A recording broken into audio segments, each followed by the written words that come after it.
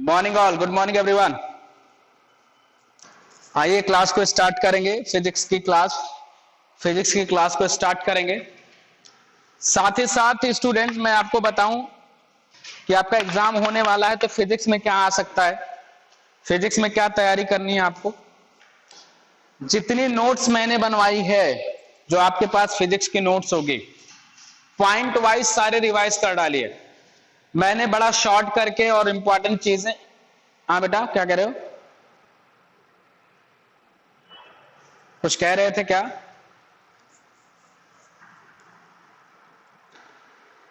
Students कुछ कह रहे हो क्या आप? अरे कोई बात कहनी हो तो बताओ।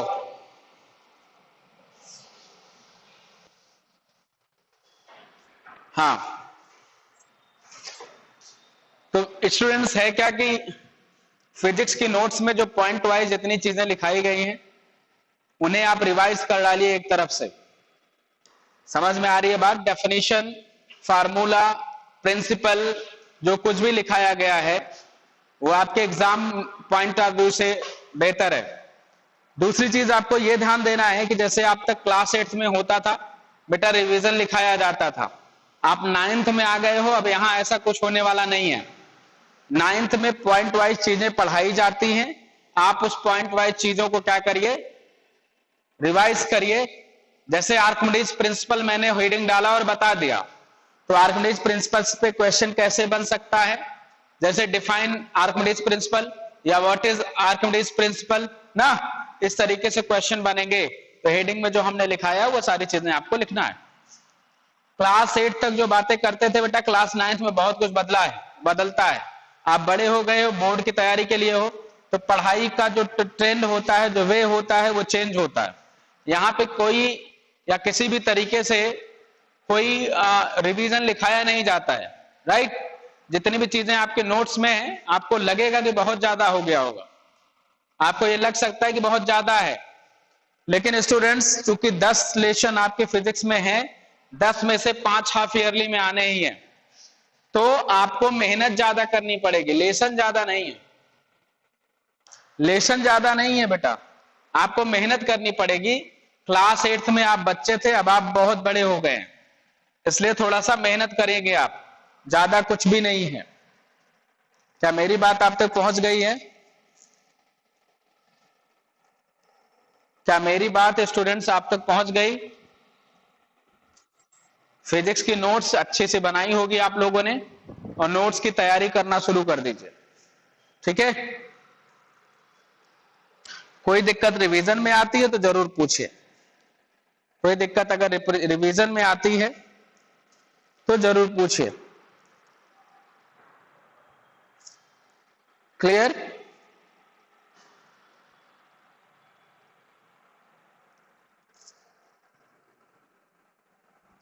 आइए अगली हेडिंग डालेंगे स्टूडेंट्स। तो आपने आर्किमिडीज प्रिंसिपल के बारे में पढ़ लिया, आर्किमिडीज प्रिंसिपल के बारे में पढ़ा बेटा। हाँ हाँ हाँ, तो आइए अगली हेडिंग पे चलेंगे हम लोग। लिखेंगे experimental verification, experimental verification of Archimedes principal.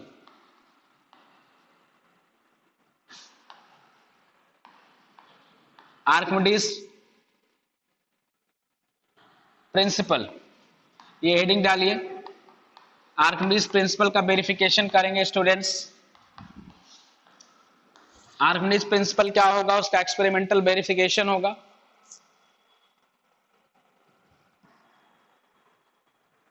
Experimental verification of Archimedes principal. Exam के पॉइंट ऑफ व्यू से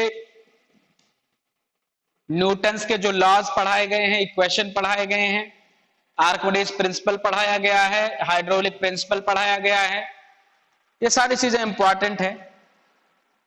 स्टूडेंट्स सिर्फ रिवीजन करते रहिए, पेपर अच्छा रहेगा। क्लियर? वाह, रिलैक्स होके पढ़ाई करिए। मेहनत तो भाई बढ़ा देनी पड़ेगी, मेहनत क्या करनी पड़ेगी, बढ़ानी पड़ेगी।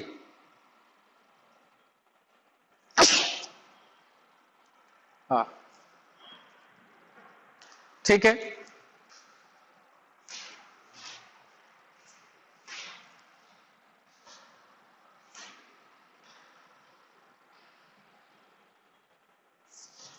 ये हेडिंग डाल दिया स्टूडेंट, ये हेडिंग डाल दिया।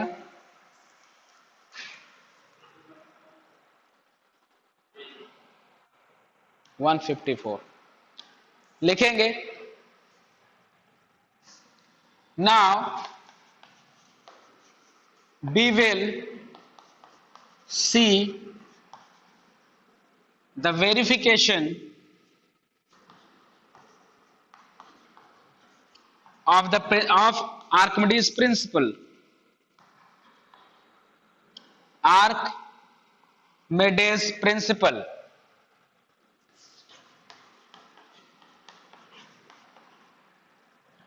उसके नीचे लिखेंगे लेट,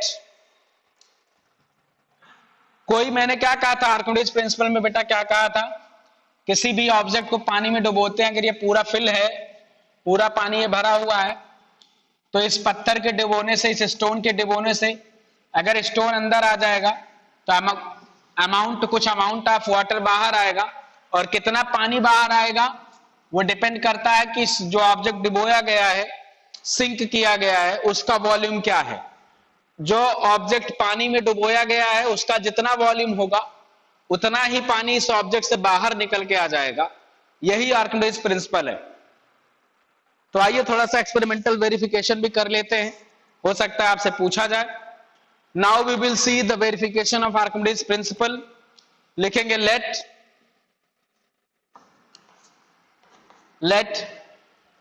द वेट ऑफ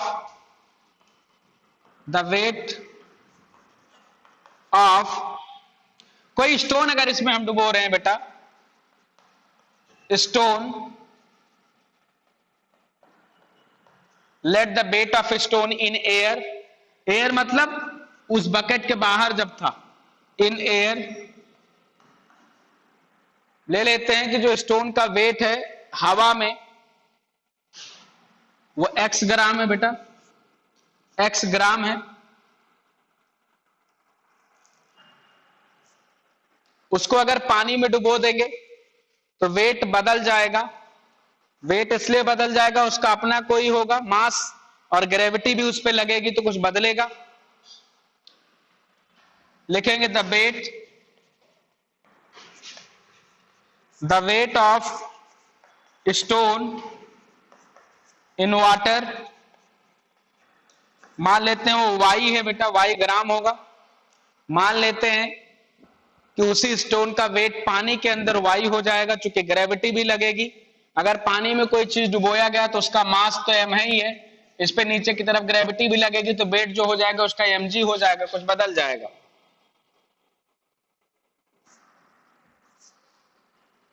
इतना हो गया, ओके। आगे लिखिएगा, जिसमें डुबोया गया मान लेते हैं बेटा वो कोई बीकर है। बीकर एक नली की तरह होता है, मान लीजिए वो बड़ा सा कुछ ऐसा बीकर है, इसमें डुबोया जा रहा है ये स्टोन है, तो इस बीकर का भी कुछ वेट होगा। लिखेंगे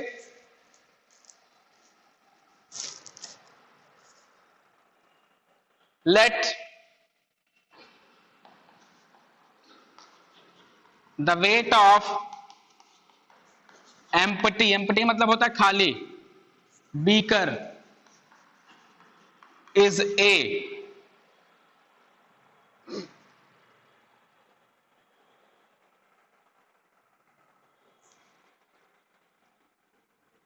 and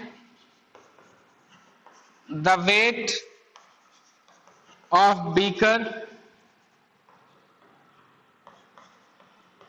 प्लस डिस्प्लेस्ड वाटर, बेटा जो पानी बाहर निकला डुबोने के बाद, डिस्प्लेस्ड वाटर, इन दोनों का वेट मान लेते हैं वो B है, इन दोनों का वेट क्या है, मान लेते हैं कि क्या है, बी है, जिसमें बीकर और वाटर दोनों का वेट मिला करके उसके अंदर पानी भरा हुआ है, सॉरी नो, डिस्प्लेस्ड वाटर, जो पानी बाहर निकल गया डुबोने के बाद, और वो बीकर, दोनों का वेट मान लेते हैं, जोड़ने पे बी आता है।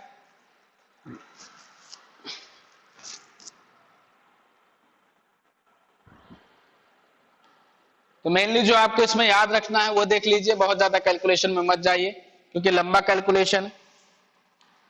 तो लिखेंगे according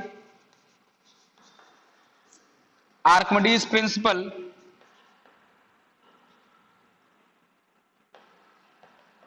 according Archimedes principle, according Archimedes principle x minus Y बराबर हो जाएगा b माइनस ए। ये चीज याद रखिए बस। इसका बेटा ऑब्जर्वेशन थोड़ा लंबा है तो हम उसमें नहीं जाते हैं क्योंकि बहुत ज्यादा इंपॉर्टेंट ये चीज नहीं है, इसलिए इसको हम ज्यादा समझा नहीं रहे हैं। आपको लिख लीजिए, इनकेस आ सकता है।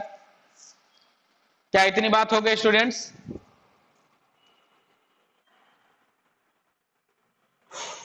तो आइए एक इंपॉर्टेंट चीज लिखते हैं, इंपॉर्टेंट हेडिंग लिखते हैं। मुझे लगा कि इसे करा देना चाहिए तो मैंने करा दिया, लेकिन बहुत ज्यादा इंपॉर्टेंट एग्जाम के पॉइंट ऑफ व्यू से नहीं है। हाँ, इसकी डेफिनेशन जरूर है, आर्किमिडीज प्रिंसिपल क्या होता है ये जरूर है।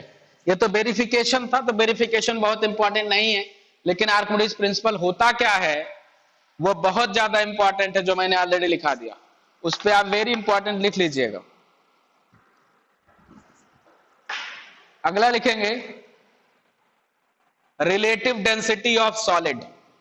ये इंपॉर्टेंट टॉपिक है। Relative density of solid, solid का रिलेटिव डेंसिटी, ये हेडिंग डाल दीजिए। हम रिलेटिव डेंसिटी सॉलिड और लिक्विड दोनों का निकालेंगे।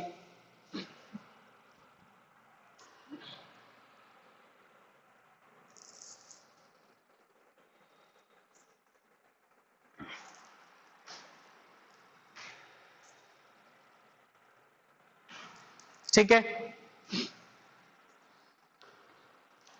रिलेटिव डेंसिटी ऑफ सॉलिड ये निकालेंगे बेटा।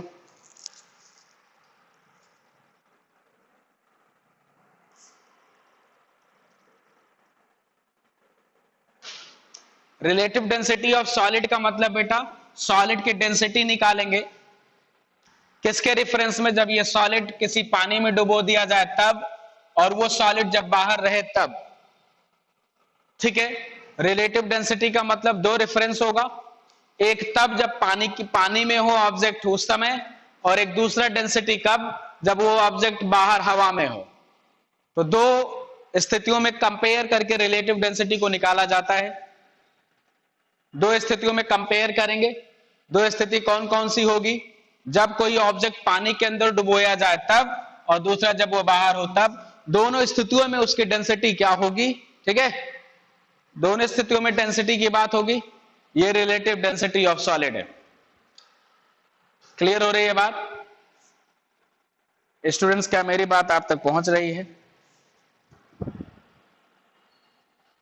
हाँ, तो आज की क्लास का टाइम भी बेटा ओवर हो गया, थोड़ा लेट, चूंकि बायोलॉजी ज्यादा चला था, तो हो सकता है अगले श्वेता मैम का लिंक आ चुका हो आप में।